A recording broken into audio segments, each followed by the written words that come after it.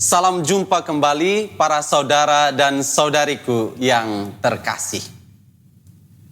Cinta itu buta.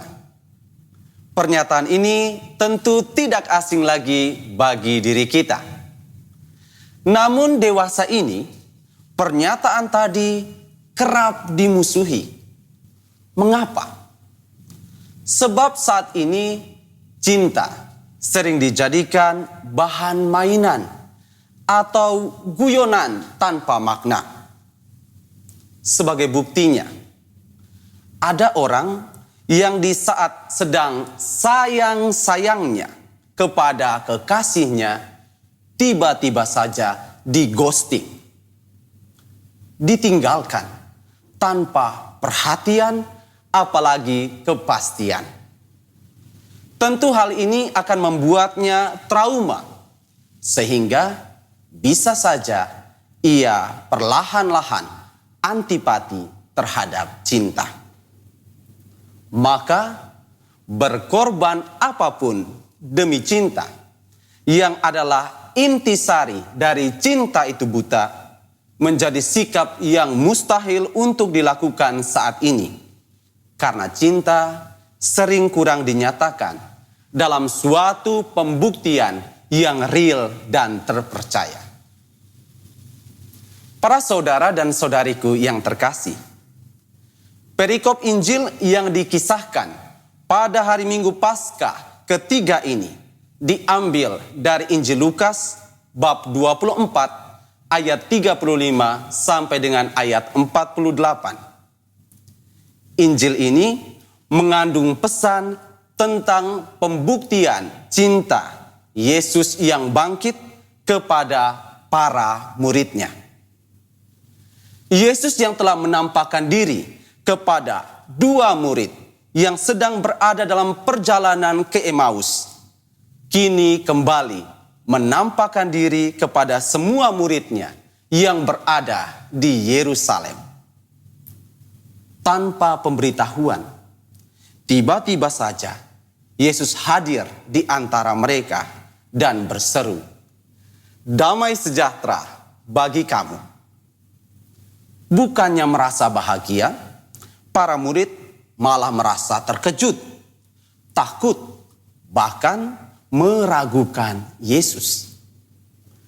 Sepengetahuan mereka, Yesus telah wafat dan dikuburkan, sehingga mustahil jika kini Yesus berada di antara mereka. Berhadapan dengan pergulatan logika dari para muridnya ini, Yesus segera bertindak. Cintanya yang berkobar-kobar kepada para muridnya membuat Yesus melakukan beberapa pembuktian.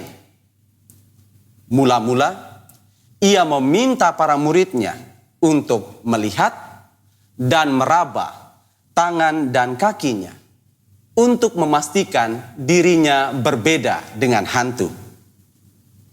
Kemudian ia meminta makanan dan kepadanya diberi ikan goreng. Yesus menyantapnya di hadapan para muridnya dengan tujuan yang sama, yakni membuktikan bahwa dirinya kini telah bangkit. Akhirnya, Yesus pun menyatakan pembuktian cintanya itu dalam rupa membuka pikiran para muridnya agar memahami kitab suci. Segala sesuatu tentang diri dan karya Yesus telah termuat dalam kitab suci, dan bila semuanya itu telah dipahami dengan baik, tidak ada lagi tempat bagi keraguan, tidak ada lagi ada waktu untuk ketakutan. Segera pergi dan bersaksi, sebab Yesus tidak pernah sekalipun mengghosting para muridnya. Ia wafat untuk menebus dosa, dan ia bangkit kembali untuk menyatakan keselamatan dari Allah sendiri. Itulah cinta sejati yang dimiliki Yesus. Maka dari itu, para saudara dan saudariku yang terkasih, bagaimana dengan usaha kita untuk menjadi saksi kebangkitan selama ini? apakah kita telah melakukannya secara serius dengan penuh kesetiaan dan pengorbanan? Ataukah kesaksian kita itu memiliki intensi terselubung?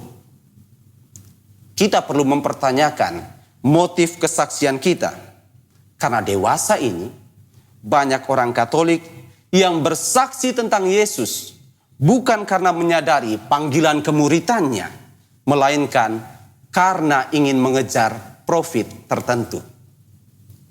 Misalnya, ada orang yang ingin bersaksi lewat aktif melayani di gereja, namun tujuan pelayanannya tidak murni untuk melayani Tuhan dan sesama, tetapi supaya bisa punya nama sekaligus pengaruh di tengah kehidupan menggereja.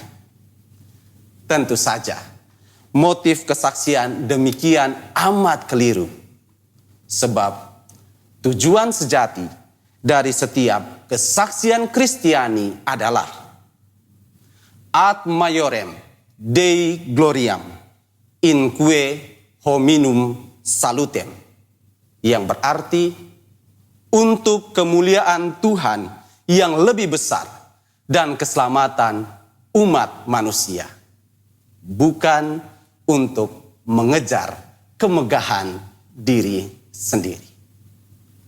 Tuhan memberkati kita sekalian.